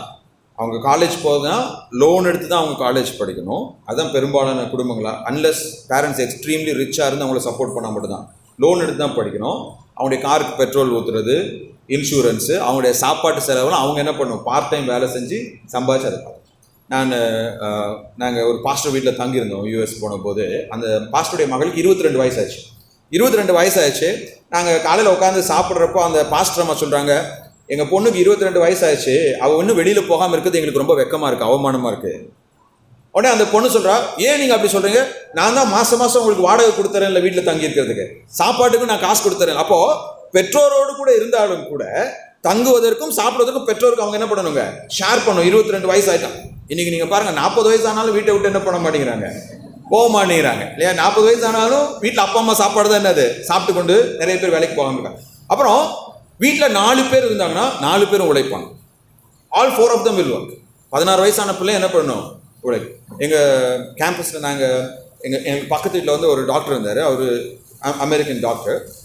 அவரும் அவர் குடும்பமும் அங்கே தங்கியிருந்த போது அவங்க வீட்டில் இருக்கிற 4 வயசு குழந்தை கூட என்ன பண்ணணும்னா துணி மடிக்க கற்றுக் கொடுத்துருங்க. அம்மா என்ன பண்ணுவாங்க, துணியை துவைச்சி கொண்டு வந்து பெட்டில் போட்டுருவாங்க. அந்த அவங்களுக்கு 1 2 3 பிள்ளைகள், 3 பிள்ளைகள் அவங்களுடைய துணியை தனியாக எடுத்து மடித்து அவங்களுடைய கபோர்டில் கொண்டு போய் வைக்கிறது யாருடைய வேலை, அவங்களுடைய வேலை. சாப்பிட்ட உடனே டேபிள் க்ளீன் பண்ணுறது ஒரு குழந்தையோட வேலை, பாத்திரம் விளக்குறது ஒரு குழந்தையோட வேலை, வீட்டை க்ளீன் பண்ணுறது ஒரு குழந்தையோட வேலை. எப்போ இருந்து கற்றுக் கொடுக்குறாங்க, 4-5 வயதுலேருந்தே அதை என்ன பண்ணுறாங்க, கற்றுக் கொடுக்குறாரு. அவங்களுடைய வேலையை அவங்க தான் என்ன பண்ணணும், செய்யணும். அதே மாதிரி நீங்கள் பார்த்தீங்க அப்படின்னா அங்கே நிறைய நேரங்களில் மனைவி சமைச்சா கணவன் வந்து பாத்திரம் கழுவி தருவார். இப்போ கணவன் சமைச்சா மனைவி என்ன பண்ணணும், they always share. that's what we call partnership. அதுதான் கூட்டு முயற்சி என்று சொல்லுவோம். ஆனால் நம்முடைய கலாச்சாரத்தில் என்ன அப்படின்னா, நம்ம இது ஆணுடைய வேலை, இது பெண்ணுடைய வேலைன்னு பிரிச்சிட்டோம். இப்போ இதில் பிரச்சனை என்னன்னா, ஒரு காலத்தில் நம்முடைய அம்மா தாத்தா பாட்டி அவங்க எல்லாம் வந்து வேலைக்கு போகாமல் இருந்தாங்க. பாட்டியெல்லாம் வீட்டில் இருப்பாங்க. என்னுடைய பாட்டி அவங்களே ஸ்கூல் டீச்சர், என் அம்மாவோட ஸ்கூல் டீச்சர். இப்போ பெண்கள் ஆஃபீஸ்லேயும் போய் வேலை செய்யணும், வீட்லேயும் அவங்க தான் வேலை செய்யணும். இவரும் வேலைக்கு போவார், அவங்களும் வேலைக்கு போவாங்க. இவரும் சம்பாதிக்கிறாரு, அவங்களும் சம்பாதிக்கிறாங்க. ஆனால் தலைவர் வந்து சாப்பிட்டு தட்ட கூட என்ன பண்ண மாட்டாருங்க. இது ஒரு சில வீட்டில். ஒரு சில வீட்டில் என்ன பிரச்சனைனா, கடந்த மாதம் ஒரு தம்பி கவுன்சிலிங் வந்திருந்த போது அவன் சொன்னான், ஆனால் என் மனைவி காலையில் 10 மணிக்கு தானே எழுந்திரிக்கிறான். இவன் வேலைக்கு போகணும். இவன் காலையில் 7 மணிக்கு எழுந்திரிச்சு பிள்ளைங்களுக்கு பிரேக்ஃபாஸ்ட் செஞ்சு கொடுத்து பிள்ளைங்களை ரெடி பண்ணி பிள்ளைங்களை ஸ்கூல் பஸ்க்கு அனுப்பிச்சிட்டு அதுக்கப்புறம் இவன் என்ன பண்ணுறான், கிளம்பி வேலைக்கு போகணும். சாயந்தரம் வீட்டுக்கு வந்தால் காலையில் சமைச்சு வச்ச பார்த்து மனைவி என்ன பண்ணுறாப்பா, மனைவி நாடகம் பார்ப்பாங்க, செல்ஃபோன் பார்ப்பாங்க. மூடு இருந்தால் வேலை செய்வானா, மூடு இருந்தால் நைட்டு டிஃபன் பண்ணி தருவான். இன்னைக்கு அதான் நாங்கள் இந்த ஒரு தடவை கவுன்சிலர்ஸ்லாம் ஒன்றா உட்காந்து பேசிட்டு இருந்தப்போ ஒரு கவுன்சிலர் சொன்னார், முன்னெல்லாம் நம்ம மாமியார் கொடுமை தான் கேள்விப்பட்டிருப்போம், ஆனால் இப்போ புதுசாக ஒரு கொடுமை வந்திருக்கு, மருமகள் கொடுமை. ஒரு மருமக வந்த உடனே அந்த மருமகளுக்காக வீட்டில் இருக்கிற எல்லாரும் என்ன பண்ணுறாங்க, பயந்து இதெல்லாம் ஏன் சொல்லி கேட்டீங்க அப்படின்னா, we don't understand our physical responsibilities. கடவுள் நாம் ஒவ்வொருவரும் உழைப்பவர்களாக இருக்க வேண்டும் என்று விரும்புகிறார். அதனால தான் ஆண்டவர் அவர்களுக்கு மன்னா கொடுக்கும் பொழுது ஒவ்வொரு நாளும் அவங்க போய் அதை என்ன பண்ணணும், எடுத்து வீட்டில் இருக்கிற எல்லாரும் போய் பொறுக்கிட்டு வரணும். அடுத்த நாளுக்காக எடுக்கக்கூடாது. அடுத்த நாளுக்காக அவன் எடுத்தானா அது என்ன பண்ணிருங்க, பூசி போயிடும். அப்போ தேவன் குடும்பத்தில் இருக்கிற நாம் ஒவ்வொருவரும் உழைக்க வேண்டும் என்று விரும்புகிறான். நான்லாம் வளர்ந்து வரப்போ 9th ஸ்டாண்டர்ட் படிக்க ஆரம்பித்த போது வீட்டுக்கு காய்கறி வாங்குறது, க்ரோசரி வாங்குறது என்னுடைய வேலை. ஞாயிற்றுக்கிழமையானா சமையல் பண்ணுறது நான், என் தம்பி, எங்கள் அப்பா 3 பேர் தான் என்ன பண்ணுவோம். அவருக்கு பிரசங்கம் பண்ணிட்டு வந்துட்டு நான் போய் எல்லா திங்ஸ்லாம் வாங்கிட்டு வந்துடுவேன். நாங்கள் 3 பேர் என்ன பண்ணுவோம், we will cook. அப்புறம் எங்கள் வீட்டில் சில டைம் பார்த்தீங்கன்னா சர்ச்சில் யாராச்சும் ரொம்ப புவர் பீப்புள் இருந்தாங்கன்னா அவங்களுக்கு சர்வன்ஸாக ஒர்க் பண்ணாங்க, அவங்களுக்கு அப்பா ஏதாவது கொடுப்பாரு. மற்றபடி பெரும்பாலான நேரங்களில் அப்பா அம்மா தான் எல்லாமே செய்யணும். அப்போ காலையில் எழுந்திரிச்ச உடனே வீடெல்லாம் கூட்டி வெளியில் கூட்டுற வேலை, வாசல் கூட்டுற வேலை என்னோடது. பாத்திரம் கழுவி அம்மாவுக்கு கிச்சனில் ஹெல்ப் பண்ணுற வேலை என்னுடைய தம்பியோட. See, that's the way we need to raise our kids. இந்த நாட்களில் நிறைய பெற்றோர் பிள்ளைகளை கெடுத்து வைத்திருக்கிறாங்க. கல்யாணம் ஆனதுக்கு அப்புறம் கூட கெடுத்து கொண்டு இருக்கிற எத்தனையோ பெற்றோர் இருக்கிறாங்க. நிறைய பேர் கல்யாணம் பண்ணி கொடுக்குறப்ப என்ன கல்யாணம் பண்ணி கொடுக்குறாங்கன்னா, மாப்பிள்ளை வீட்டோட இருக்கணும். ஏன் மாப்பிள்ளை வீட்டோட இருக்கணும், தங்களுடைய மகளால் ஒரு குடும்பத்தை நிர்வகிக்க முடியாது என்பது பெற்றோருக்கு என்ன பண்ணுங்க, நல்லா தெரியும். மகன் என்ன பண்ணக்கூடாது, கஷ்டப்படக்கூடாது. That's not the way we should build our families. திருமணம் ஆன பிறகு, திருமணம் ஆவதற்கு முன்பதாகவும் எங்கள் பிள்ளைகளுக்கு நாங்கள் எப்பொழுதுமே சொல்லுவோம், everyday there should be a contribution for family. நீ சாப்பிட்றியா, அந்த சாப்பாட்டுக்கு ஏதாவது ஒரு கான்ட்ரிபியூஷன். ஒன்று டேபிளை க்ளீன் பண்ணி தட்டு எடுத்து வை, இல்லை சாப்பிட்டதுக்கப்புறம் தட்டை என்ன பண்ணு, கழுவி கொடு. இல்லைனா காய்கறி, ஸ்கூலுக்கு போகிற அன்னைக்கு நோ ப்ராப்ளம். நீ ஸ்கூலுக்கு போகிறப்ப பிரேக்ஃபாஸ்ட் லஞ்சில் உன்னுடைய பார்ட்டிசிபேஷன் எதுவுமே வேண்டாம், நீ ஸ்கூல் வேலையை செஞ்சால் போதும். பட் ஈவினிங் டின்னருக்காவது ஏதாவது ஒரு பார்ட்டிசிபேஷன் இருக்கு. ஸோ இந்த ஆக்கிலாவும் பிரிஸ்கிலாவும் என்ன பண்ணுறாங்கன்னா, 2 பேரும் ஃபிசிக்கலாக ஒருத்தருக்கு என்ன பண்ணுறாங்க, தே ஹெல்ப் ஈச் அதர்.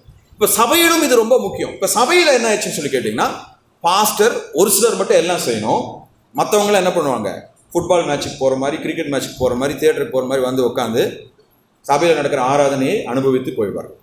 ஆண்டவர் ஒவ்வொரு விசுவாசிக்கும் ஆவிக்குரிய வரத்தை கொடுத்திருக்கிறார்.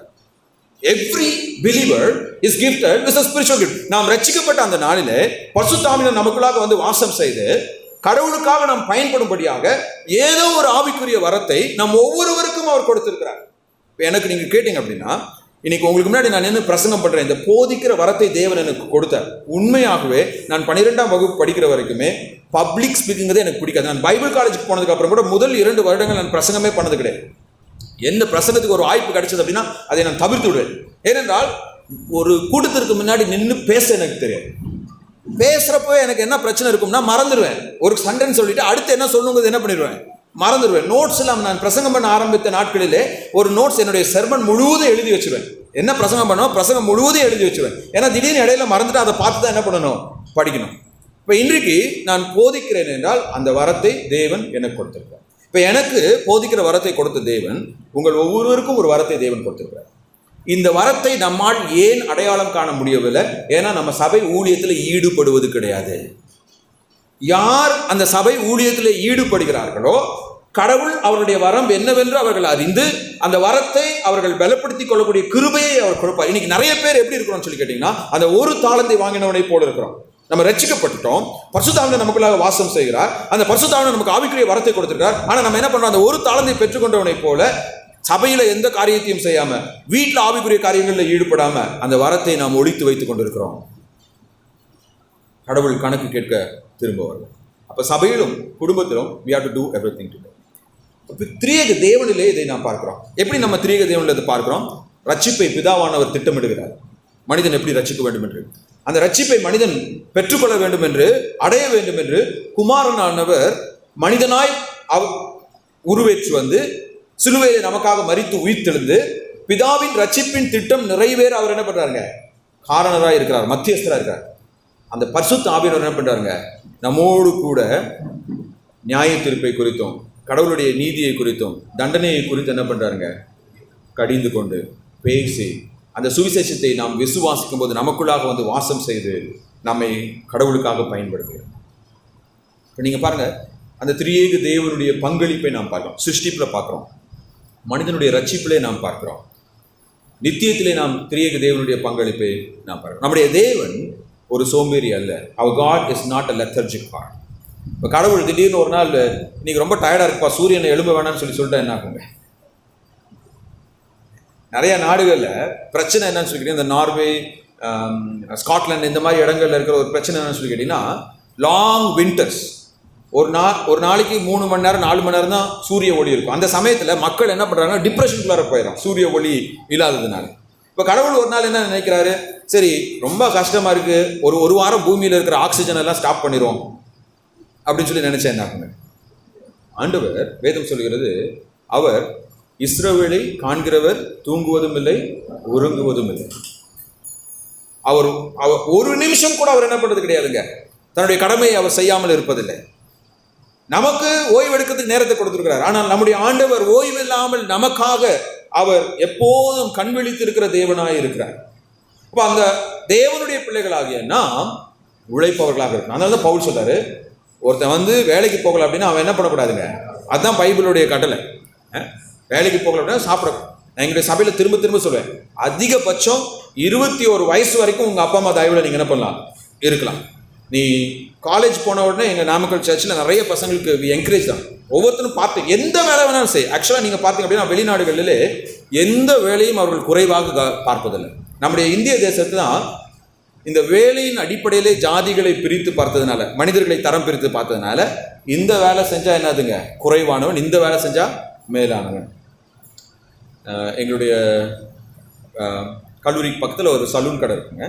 அங்கே தான் நான் முடி வெட்ட போவேன். பல வருடங்களாக அவர்கிட்ட தான் நான் முடி வெட்டுவேன். ரொம்ப நல்ல நண்பர் அவர் சொன்னார், ஐயா முன்புலாம் நாங்கள் வந்து இந்த கிராமத்திலே ஒதுக்கப்பட்டவங்க. ஏன் ஒதுக்கப்பட்டவங்கன்னா, நாங்கள் வந்து முடி வெட்டுறவங்க. ஆனால் இன்னைக்கு நீங்கள் பார்த்தீங்கன்னா, எங்களை யாரெல்லாம் ஒதுக்கி வச்சாங்களோ அவங்களுடைய பிள்ளைகள் என்ன பண்ணுறாங்க, ஹேர் ஸ்டைலிஸ்ட், சலூன் கடை வச்சு என்ன பண்ணுறாங்க, நடத்துகிறாங்க. ஏன்னா இதில் அவ்வளோ பணம் இன்னைக்கு என்ன பண்ணுங்க வருது. சரி, இன்னைக்கு இந்தியா வந்து மாறிடுச்சு. இன்னைக்கு இந்த தொழில் செய்யணும், அந்த தொழில் செய்யறது, இந்த ஜாதியின் அடிப்படையில் தொழிலை பிரிக்கும் அந்த நிலைமை என்ன பண்ணிருச்சுங்க, மாறிடுச்சு. we should learn to do everything. நான் வேதாம கல்லூரிக்கு போன போது முதல் வாரம் எனக்கு கொடுக்கப்பட்ட வேலை என்ன தெரியுங்களா, டாய்லெட் கிளீன் பண்ணணும். அதான் என்னுடைய முதல் வேலை. அதுலேயும் பார்த்தீங்கன்னா 2-3 வாரத்தில் நாங்கள் தங்கியிருந்த பில்டிங்கில் டாய்லெட்லாம் பிளாக் ஆயிடுச்சு. அதனால என்ன பண்ணாங்கன்னா, வெளியில் டைனிங் ஹால் பக்கத்தில் ஒரு டாய்லெட் இருக்கும். மென்னுக்கு ஒரு டாய்லெட், கேர்ள்ஸ்க்கு ஒரு டாய்லெட். மென்னு சொல்லி கேட்டிங்கன்னா 150 பேர் இருப்பாங்க மென். இப்போ 150 பேரும் பயன்படுத்த ஒரு டாய்லெட்டை நானும் என்னுடைய ஃப்ரெண்டும் தான் க்ளீன் பண்ணணும். அப்போ என்னுடைய அப்பாவுக்கு நான் ஃபோன் பண்ணி சொன்னேன், என்னை டாய்லெட் க்ளீன் பண்ண சொல்கிறாங்க, எனக்கு இங்கே இருக்கவே பிடிக்கல அப்படின்னு சொல்லி. உடனே எங்கள் அப்பா சொன்னார், நீ டாய்லெட் க்ளீன் பண்ண ஆயத்தமாக இல்லை அப்படின்னா நீ ஊழியத்துக்கு லாக்கிலன்னு அர்த்தம். You can come and do whatever you want. அது முடிஞ்சுதான். அடுத்த ஒரு 3 வாரம் கழிச்சு என்ன பண்ணிட்டாங்க, நைட் வாட்ச்மேன் டியூட்டி. அப்போ வந்து காலேஜில் வாட்ச்மேன் கிடையாது. நல்லா தூங்கிட்டே இருக்கிறேன், திடீர்னு 1 மணிக்கு வந்து என்ன பண்ணுறாங்க, எழுப்பிட்டு நீ தான் என்ன பண்ணணும், வாட்ச் பண்ணணும். அப்போ சீனியர்ஸ் என்னுடைய ரூமில் 2-3 சீனியர்ஸ் இருந்தாங்க. அவனுக்கு டியூட்டிக்கே போக மாட்டான். நாங்கள் 3 பேர் ஜூனியர்ஸ். நாங்கள் 3 பேர் ராத்திரி ஃபுல்லாக என்ன பண்ணணும், நைட் வாட்ச்மேன் வேலையை பார்க்கணும். சரி, ஒரு 4:30 மணி போல் வந்து படுத்து தூங்கலான்னு சொல்லி தூங்கினா, சரியாக 5:30 மணிக்கு என்ன பண்ணுறாங்க, எழுப்பிடுறோம். எழுப்பிவிட்டு டிவோஷன் இருக்கணும், வேதத்தை படிக்கணும். ஆனால் அந்த வேதாம கல்லூரியிலே ஆண்டவர் எப்படி எங்களை பக்குவப்படுத்தினார் என்றால், என்ன சாப்பாடு கொடுத்தாலும் இப்போ சாப்பிடும். என் மனைவிகிட்ட வந்து கல்யாணம் ஆனதுக்கப்புறம் அவளுக்கு சமைக்க தெரியாது. கல்யாணம் ஆனதுக்கப்புறம் அவள் சமைக்க கற்றுக்கொண்டா. அவள் என்ன சமைச்சாலும் நான் சந்தோஷமாக சாப்பிடுவேன். ஏன்னா பைபிள் காலேஜில் சாப்பிட்றதுக்கு ஒன்றுமே கிடைக்காது. அப்போது எங்கே வேணாலும் படுத்து தூங்கலாம். இன்னைக்கு கூட என்னுடைய சர்ச் டாய்லெட்டை நான் கழுவுறதை நான் வெட்கப்பட்டது கிடையாது. என்னுடைய வாலிபர்கள் ஏதாவது செய்யும்போது அவங்களோட கூட சேர்ந்து நான் என்ன பண்ணுவேன், எல்லா காரியங்களையும் செய்வேன். குடும்பமாக இருந்தாலும் சரி, சபையாக இருந்தாலும் சரி, ஏதாவது. அப்போது பிள்ளைகள் வந்து காலேஜ் போகிறாங்களா, தயவுசெய்து அவங்களை என்ன பண்ணுங்க அப்படின்னா, ஈவினிங் பார்ட் டைம் எங்கேயாவது நீங்கள் என்ன பண்ணுங்க, வேலைக்கு அனுப்புங்க. ஒரு சூப்பர் மார்க்கெட்டுக்கு அனுப்புங்க, இல்லை ஒரு ஹோட்டலுக்கு அனுப்புங்க. இல்லை பேப்பர் போடுறதுக்கு என்ன பண்ணுங்க அனுப்புங்க. இது எல்லாமே நல்ல வேலை தான், எதுவுமே தவறான ஒரு வேலை கிடையாது. we should train our children to do physical work. சின்ன வயசுல இருந்தே. நான்காவதாக இவர்கிட்ட நம்ம கற்றுக்கொள்கிற காரியம் என்னவென்றால், அவர்கள் அப்போஸ்தலர் 18ஆம் அதிகாரம் 18ஆம் வசனத்தை வாசிக்கலாமா? அப்போஸ்தலர் 18:18. அப்போஸ்தலர் 18ஆம் அதிகாரம் 18ஆம் வசனம்.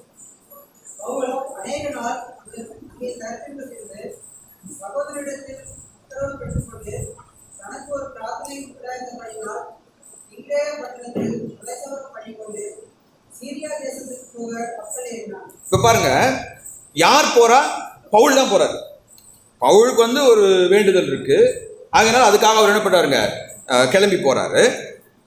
ஆனா பவுல் போறப்ப அவர் கூட யார் போறா பாருங்க? கப்பல் ஏறினான். யார் அவங்க கூட இருந்தாங்களா? பிரிஸ்கிலாவும் ஆக்கிலாவும் அவனுடைய கூட போனார்கள். இப்ப பாருங்க, அவன் எபேசு பட்டணத்துக்கு வந்தபோது அங்கே அவர்களை விட்டு நீங்கி ஜபாலயத்தில் பிரவேசித்து யூதருடனே சம்பாஷணை பண்ணினான். அவன் இன்னும் சில காலம் தங்களுடனே இருக்க வேண்டும் என்று அவர்கள் கேட்டுக்கொண்ட போது அவன் சம்மதியாமல், வருகிற பண்டிகைகளை எப்படியாவது நான் எருசலேமில் இருக்க வேண்டும் என்று தேவனுக்கு சித்தமானால் திரும்பி உங்களிடத்தில் வருவேன் என்று சொல்லி அவர்களிடத்தில் உத்தரவு பெற்றுக்கொண்டான். கப்பல் ஏறி எபேசு விட்டு, இப்போ பவுல் அந்த இடத்த விட்டு போறாருங்க. அவர் போறப்ப பிரிஸ்கிலாவையும் ஆக்கிலாவையும் அழைக்கிறாரு. இவங்க பவுல் கூட போறாங்க. இவங்க நான்காவதாக இவர்களிடத்தில் கற்றுக்கொள்வது என்னவென்றால், தங்களுடைய சுகங்களை கிறிஸ்துவின் ஊழியத்திற்காக இழக்க ஆயத்தமாக இருந்தார்கள். தங்களுடைய சுகங்களை கிறிஸ்துவின் ஊழியத்திற்காக அவர்கள் இழக்க ஆயத்தமாக இருந்தார்கள். They were willing to step out of their comfort zone for the sake of Christ. இப்போ ஒரு குடும்பம் ஒரு இடத்துல இருந்து இன்னொரு இடத்துக்கு இடம் பெயர்வது என்பது சாதாரண காரியம் இல்லை. இந்த வாடகை வீட்டில் யாராச்சும் குடியிருந்தீங்கன்னா தெரியும், ஒரு 3 வருஷத்துக்கு 4 வருஷத்துக்கு ஒரு தடவை வீடு மாத்துறப்ப அது ஒரு பயங்கரமான ஒரு டென்ஷனான ஒரு வேலையாக இருக்கும். இப்போ இவங்க நாடு மாத்துறாங்க. ரோமாபுரியிலிருந்து கொரிந்து பட்டணத்துக்கு வராங்க. இப்போ கொரிந்து பட்டணத்திலிருந்து எங்கே போகிறாங்க? எபேசு பட்டணத்துக்கு போகிறாங்க. ஏன்னா அந்த எபேசு பட்டணத்தில் அந்த சபையை நிர்வாகிக்க ஒரு ஊழிய குடும்பம் தேவைப்பட்டது. அப்போ பவுல் என்ன நினைக்கிறாரு, இந்த ஆக்கிலாவும் பிரிஸ்கிலாவும் இந்த எபேசு பட்டணத்துக்கு வருவார்கள் என்றால் அது இந்த எபேசு திருச்சபைக்கு ஆசீர்வாதமாக இருக்கும்னு சொல்லி விரும்பின போது they were willing to risk. அவர்கள் எல்லாவற்றையும் எடுத்துக்கொண்டு அப்போஸ்தலனாகிய பவுல் பின்னாடி போறதுக்கு என்ன பண்ணாங்க? ஆயத்தமாக இருந்தாங்க. இயேசு கிறிஸ்து சொன்னார், ஆண்டவராக இயேசு கிறிஸ்து, ஒருவன் என்னை பின்பற்றி வர விரும்பினால் அவன் என்ன பண்ணுவான்? முதலாவது தன்னை தான் வெறுத்து. அதனுடைய அர்த்தம் என்னவென்றால், தன்னுடைய வாழ்க்கையிலே அவன் கடவுளுக்கு முதலிடம் கொடுக்க வேண்டும். he has to put God above him. இதுதான் கிறிஸ்துவானவர் இந்த கெத்செமனே தோட்டத்தில் செய்தார்.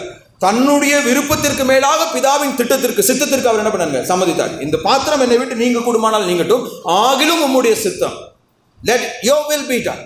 அப்ப இங்க ஆக்கிலாவும் பிரிஸ்கிலாவும் என்ன பண்றாங்க அப்படின்னா, இது கடவுளுடைய சித்தமாக இருக்குமே என்றால், கடவுளுடைய திருச்சபையை நாங்கள் கட்ட வேண்டுமே என்றால், நாங்கள் எங்களுடைய சுகத்தை அதற்காக விட்டு கொடுக்க ஆயத்தமாக இருக்கிறோம். They went with Paul. நம்முடைய நேரம் முடிய போது நான் அடுத்த 2 காரியங்களை சுருக்கமாக சொல்லி முடிக்கிறேன். 5ஆவதாக இவருடைய வாழ்க்கையில நாம் கற்றுக்கொண்டது என்னன்னு சொல்லிட்டீங்கன்னா, அவர்கள் குடும்பமாக அருட்பணியில் ஈடுபட்டார்கள். As a family they were involved in missionary work. குடும்பமாக அருட்பணியில் அவர்கள் ஈடுபட்டார்கள். இப்போ 18ஆம் அதிகாரம் 3ஆம் வசனத்துல பவுல் இந்த கொரிந்து பட்டணத்துக்கு வந்த உடனே பரிசுத்த வேதாகமம் சொல்றது பாருங்க, அதாவது இந்த ஆக்கிலாவும் பிரிஸ்கிலாவும் அவனை தங்களுடைய வீட்டிலே தங்கும்படியாக என்ன பண்ணாங்க? அழைத்தார்கள். எதுக்காக பவுலை தன்னுடைய வீட்டுக்கு அனுப்புறாங்க? they know Paul is a missionary. அப்போஸ்தலனாகிய பவுல் ஒரு சுவிசேஷ பணியாளன், அவன் ஒரு நற்செய்தி பணியாளன் என்று அறிந்தனால உடனடியாக அவனை தன்னுடைய வீட்டில் 1 நாள் இல்லைங்க 2 நாள் இல்லை, ஏற்கனவே 2 வருடங்கள் அவர்கள் கொரிந்தில் என்ன பண்ணாங்க இருந்தாங்க. அந்த 2 வருடமும் அப்போஸ்தலனாகிய பவுலை அவங்க என்ன பண்றாங்க? பராமரிக்கிறாங்க. அடுத்து பவுல் அங்கிருந்து அடுத்த பட்டணத்துக்கு போகணும்னு சொல்றப்ப நீங்க என் கூட வாங்கன்னு சொன்ன உடனே அவனுடைய மிஷனரி தாகத்தை உணர்ந்த இவர்கள் உடனடியாக அப்போஸ்தலனாகிய பவுலோடு என்ன பண்றாங்க? அந்த எபேசு பட்டணத்துக்கு போறாங்க. அங்கேயும் அவர்களோடு பவுல் என்ன பண்றாங்க? சில நாட்கள் தங்கியிருந்து எருசலேமுக்கு கடந்து போகிறார். மிஷனரி பணி. எனக்கு அன்பானவர்களே, உலகத்திலேயே சந்திக்கப்படாத மக்கள் கூட்டம் அதிகம் இருப்பது இந்தியாவில். உங்களுக்கு தெரியுமா? இன்னும் இந்தியாவிலே சில மக்கள் கூட்டங்களிடையே ஒரு கிறிஸ்தவர்கள் கூட இல்லாத மக்கள் கூட்டம் இருக்கிறது. Not even 1% is a Christian. நான் என்னுடைய வாழ்க்கையில் திரும்ப நாமக்கல்லில் போய் ஊழியம் பண்ணக்கூடாதுங்கிறது என்னுடைய ஒரு கோலாக இருந்தது. நாமக்கலுக்கு என்ன பண்ணக்கூடாதுங்க, போகவே கூடாது. ஆனால் நான் என்னுடைய டாக்டரேட் தீசிஸ் எழுதுகிறப்போ எங்களுடைய சபைகளை மையமாக கொண்டு எழுதுகிற போது நான் கற்றுக்கொண்ட ஒரு உண்மை என்னவென்றால், நாமக்கல் மாவட்டத்தில் 0.8% தான் கிறிஸ்தவங்க இருக்கிறாங்க. நீங்கள் வந்து பார்த்தீங்கன்னா தெரியும், இங்கே மாதிரி கிறிஸ்தவங்களை நீங்கள் எங்கேயுமே பார்க்குற இடம்லாம் கிறிஸ்தவங்க இருக்க மாட்டாங்க, குறைவான கிறிஸ்தவர்கள் தான். இன்னும் பல கிராமங்களிலே திருச்சபை இல்லை, பல கிராமங்களிலே ஒரு கிறிஸ்தவ குடும்பம் கூட இல்லாத குடும்பம் இருக்குது. நாங்கள் சமீபத்தில் ஒரு இடத்துல மோகனூருங்கிற ஒரு இடத்துக்கு பக்கத்தில் ஒரு சின்ன கிராமத்தில் போய் நாங்கள் ட்ராக்ஸ் கொடுக்க போனோம். ஒரு 55 60 வயது மதிப்பு தக்க ஒரு தாத்தாவையும் பாட்டியும் நாங்கள் பார்த்து பேசுகிறப்போ அவங்க சொன்னாங்க, இயேசுங்கிற வார்த்தையை நாங்கள் கேள்விப்பட்டதே இல்லை. அந்த மாதிரி நபர்கள் இன்றைக்கும் தமிழகத்தில் இருக்காங்க. கிருஷ்ணகிரி மாவட்டம் என்று நம்ம சொல்லும்போது தமிழகத்திலேயே அதிக மக்கள் கூட்டம், கிறிஸ்துவை அறியாத கூட்டம் கிருஷ்ணகிரி மாவட்டத்தில் இருக்கு. நிறைய பட்டணங்கள் இருக்கிறது. இப்போ தமிழ்நாட்டில் இந்த நீங்க போய் நார்த் இந்தியாவில் இதை விட மோசம். நகரங்கள், நிறைய நகரங்கள், நல்ல சபைகள் இல்லாத நகரங்கள் இருக்கிறது. நிறைய இடங்கள் 50 கிலோமீட்டருக்கு ஒரு சர்ச் இருக்கிற இடங்கள்ல என்ன பண்ணுங்க இருக்குது. அப்ப எத்தனையோ ஆத்மாக்கள் ஆண்டவரை அறியாமல் நம்முடைய இந்திய தேசத்தில் என்ன பண்ணிட்டு இருக்கிறாங்க, மரித்து கொண்டு இருக்கிறார்கள் ஒவ்வொரு நாளும். அப்ப நாம் கிறிஸ்தவ குடும்பமாக இருந்து கொண்டு வாட் ஆர் வி டூயிங்? நாம் சபையாக இப்படி ஆண்டவரை அறியாதவர்களுக்காக நாம் என்ன செய்து கொண்டிருக்கிறோம்? Let's start. அட்லீஸ்ட் நாகர்கோயில்ல என்னுடைய சபையிலே ஆண்டவரை அறியாமல் அந்நிய தெய்வங்களை பின்பற்றுகிறவர்கள் எத்தனை பேர் கடந்த ஆண்டிலே வந்து சேர்க்கப்பட்டிருக்கிறார்கள். நீங்கள் நிறைய சபை எப்படி வளருதுன்னு நாங்கள் சொல்லுவோம், most churches now grow not through conversion but through migration சொல்லுவோம். அதாவது ஆண்டவரை அறியாதவர்கள் ரட்சிக்கப்பட்டு சேர்க்கப்படுகிறதுனால நிறைய சபைகள் வளர்றது கிடையாது. வேற ஏதோ சபையிலேருந்து ஒருத்தங்க இந்த சபைக்கு வரனால சபைகள் என்ன பண்ணிட்டு இருக்குங்க, வளர்ந்து கொண்டு இருக்கு. We should stop that. நாங்கள் எங்களுடைய ஊழியத்தில் நான் ஒரு காரியம் சொல்லியிருக்கேன் என்னுடைய சபை மக்களுக்கு, அடுத்த சபைக்கு போகிற யாரையுமே நீங்கள் வாங்கன்னு சொல்லி கூப்பிடல. சத்தியத்திற்காக, அதாவது நம்முடைய சபையில போதிக்கிற சத்தியத்தை அறிந்து அந்த சத்தியத்தை அறிந்து கொள்ள வேண்டும் என்ற வாஞ்சையோடு ஒரு நபர் வராங்கன்னா ஓகே, அவங்கள நீங்க வேண்டாம்னு சொல்ல வேண்டாம். But you never go and invite anyone who is going to any church. இயேசு என்ற நாமத்தை அறிந்து யாரையுமே நீங்க என்ன பண்ணக்கூடாது, கூப்பிடக்கூடாது. If you are going to invite someone to a church, அவர்கள் இயேசுவை அறியாதவர்களாக இருக்க வேண்டும், இல்லை என்றால் கிறிஸ்தவ மார்க்கத்தை விட்டு வழிவிலகி போனவர்களாக இருக்க வேண்டும், எந்த சபைக்கும் போகாதவர்களாக இருக்க வேண்டும். இன்னைக்கு நிறைய சபைகளுக்குள்ளாக என்ன நடக்குதுன்னு சொல்லி கேட்டீங்கன்னா, ஸ்டீலிங் ஆஃப் த ஷீப். இயேசு கிறிஸ்து அழகா இருக்கும். நீங்க அதை வாசிக்கும்போது அவர் சொல்றாரு, என்னுடைய மந்தையை சேர்ந்த இன்னும் நிறைய ஆடுகள் இருக்குது, ஆகையினால நான் என்ன பண்ணணும், ஐ ஹாவ் டு கோ. அந்த கிராமத்தில் இருக்கிறவங்களாம் இயேசு கிறிஸ்து நீங்க இங்கே இருங்கன்னு சொல்றப்ப அவர் சொல்றாரு, இல்ல இன்னும் அநேக ஆடுகளுக்கு நான் என்ன பண்ணணும். அப்போஸ்தலனாகிய பவுல் தன்னுடைய ஊழியத்தில் ஒரு லட்சியம் கொண்டு வந்தேன். என்ன லட்சியம் கொண்டு வந்தேன்னா, வேற யாருமே அஸ்திபாரம் விடாத இடத்துல தான் நான் போய் என்ன பண்ணுவேன், ஊழியம். அதாவது இதுவரை இயேசுவை யார் அறியவில்லையோ அந்த ஆத்துமாக்களுக்கு நான் என்ன பண்ணுவேன், ஊழியம் செய்வேன். அப்போ அந்த தரிசனத்தை ஆக்கிலாவும் பிரிஸ்கிலாவும் அறிந்து கொண்டபடினாலே பவுலோடு கூட அந்த மிஷனரி பயணத்தில் அவங்க என்ன பண்றாங்க, தங்களை இணைத்துக் கொள்கிறார்கள். தங்களை இணைத்துக் கொண்டது மட்டும் இல்லாம நீங்க பார்த்தீங்கன்னா 2 தீமோத்தேயு 4ஆம் அதிகாரம் 19ஆம் வசனம். 2 தீமோத்தேயு 4ஆம் அதிகாரம் 19ஆம் வசனம்.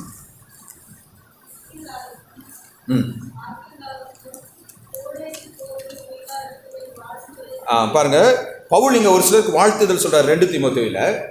இந்த 2 தீமோத்தேயு அவர் எழுதுறப்ப என்ன சொல்றாருன்னா, அவரோடு கூட இருந்த அநேகர் அவரை விட்டு என்ன பண்ணிட்டாங்க, போயிட்டாங்க.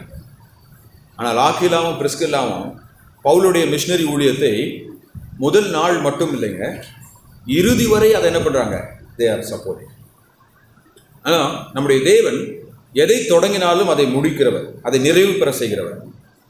நாம் எந்த ஒரு காரியத்தை நாம் தொடங்கினாலும் அதை நாம் என்ன பண்ணுவோங்க, நிறைவு செய்ய வேண்டும். அப்போ இந்த மிஷனரி ஊழியத்தில் கடைசி வரை பவுலுக்கு என்ன பண்ணாங்க, உறுதுணையாக இருந்தார்கள், பவுலை புரிந்து கொண்டார்கள், பவுலுக்கு அவர்கள் துணையாக இருந்தார்கள். 16ஆம் அதிகாரம், ரோமர் 16ஆம் அதிகாரம் 3ஆம் வசனத்திலே பவுல் இவர்களை குறித்து என்ன சொல்றாரு நம்ம பார்க்கலாம். ரோமர் 16:3.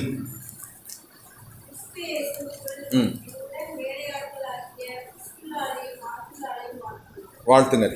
கிறிஸ்து இயேசுவுக்குள் என் உடல் வேலையாளாகிய ஆக்கிலாவையும் பிரிஸ்கில்லாவையும் வாழ்த்துங்கள். 4ஆம் வசனத்தில் என்ன சொல்றாரு பாருங்க, அவர்கள்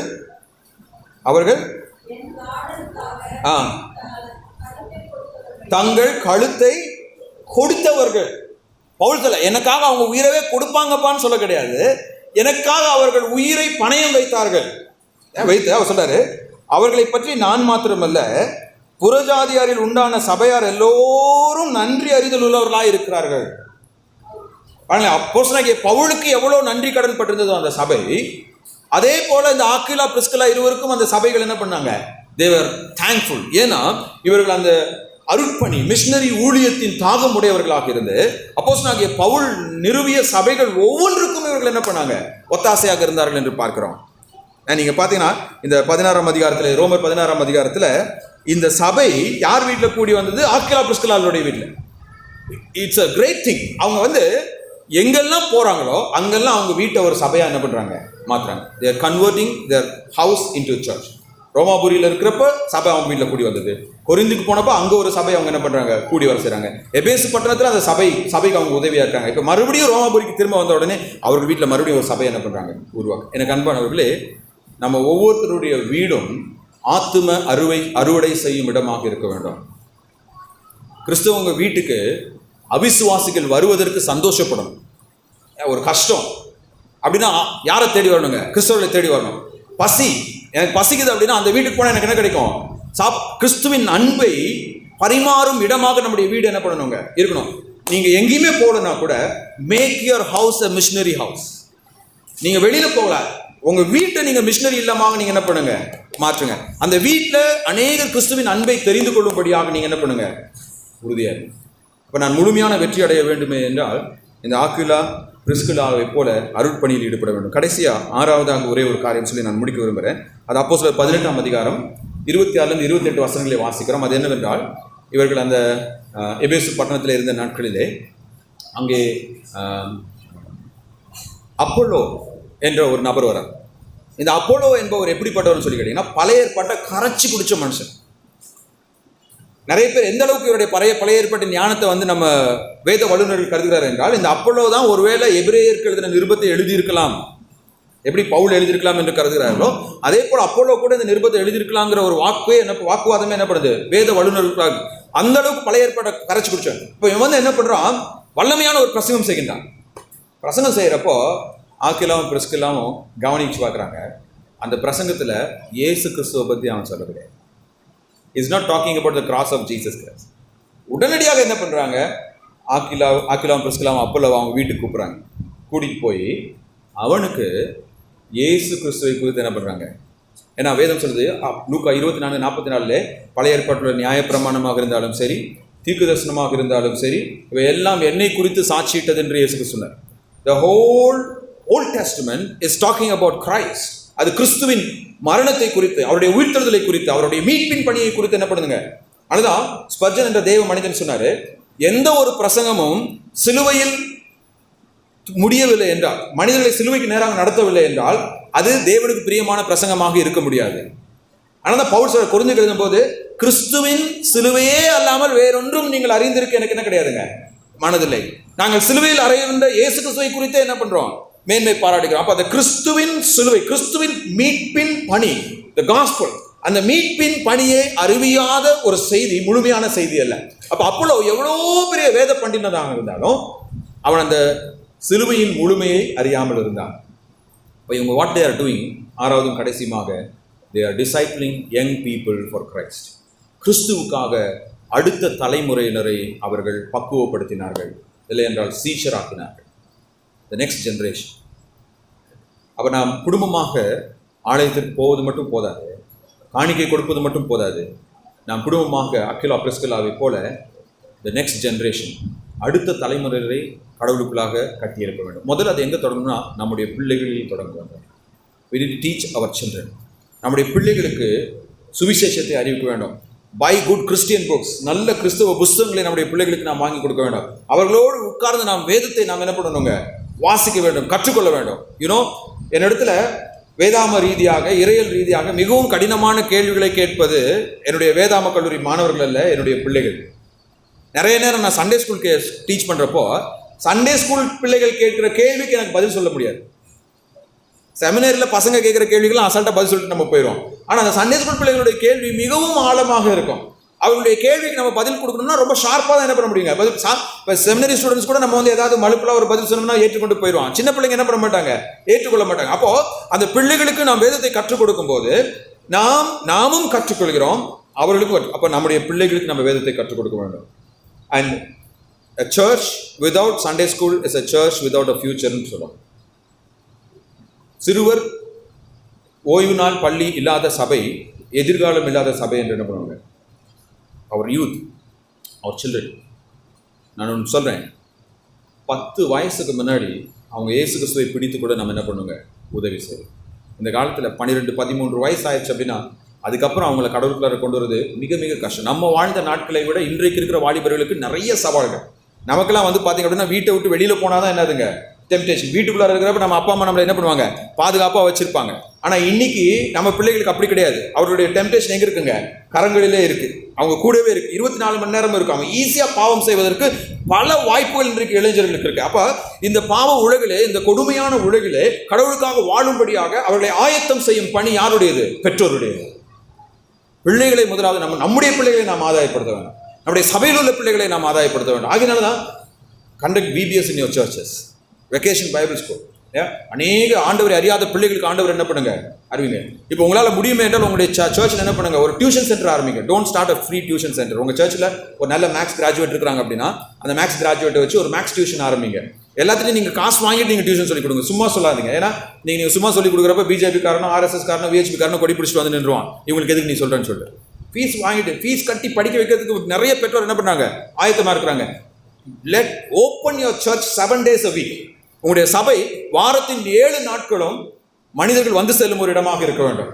7 நாட்களும் ஏதாவது ஒரு ஊழியம் நம்முடைய சபையில் நடக்கணும். அது ஏதோ டியூஷன் சென்டர் ஆரம்பிங்க இல்லையா? இப்போ நாங்கள் நாமக்கல் சபையில் நாங்கள் யோசிச்சிருக்கோம். என்ன யோசிச்சிருக்கோம்னா, காலையில் 10 மணிலேருந்து 12 மணி வரைக்கும் மனநலம் பாதிக்கப்பட்ட பிள்ளைகளை பெற்றோர்கள் கொண்டு வந்து விட்டுட்டு போயிடலாம். 2 மணி நேரம் நாங்கள் என்ன பண்ணுவோம், we will take care of them.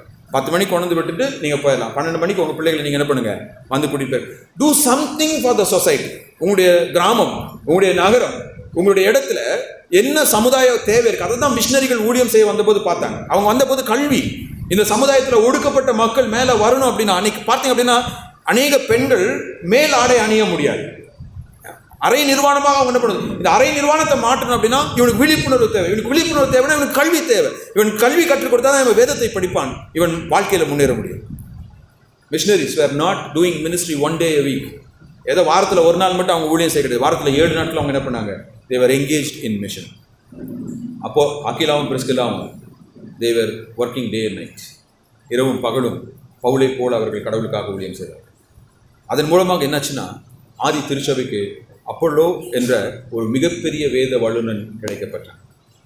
இந்த ஆக்கிலாவும் பிரிஸ்கில்லாவும் சந்திச்சதுக்கு அப்புறம் அவன் பழைய ஏற்பாட்டை மட்டும் கரைச்சி குடிக்கல, அவன் புதிய ஏற்பாட்டின் சத்தியத்தையும் முழுமையாக அறிந்திருந்தான். அவனுடைய பிரசங்கங்கள் முழுமை பெற்றதாக இருந்தது. எனக்கு அன்பானவர்களே, நம்முடைய வாழ்க்கையிலே நாம் குடும்பமாக முழுமையான வெற்றி பெற வேண்டுமே என்றால் நாம் 6 காரியங்களை இன்றைக்கு நாம் சிந்தித்தோம்.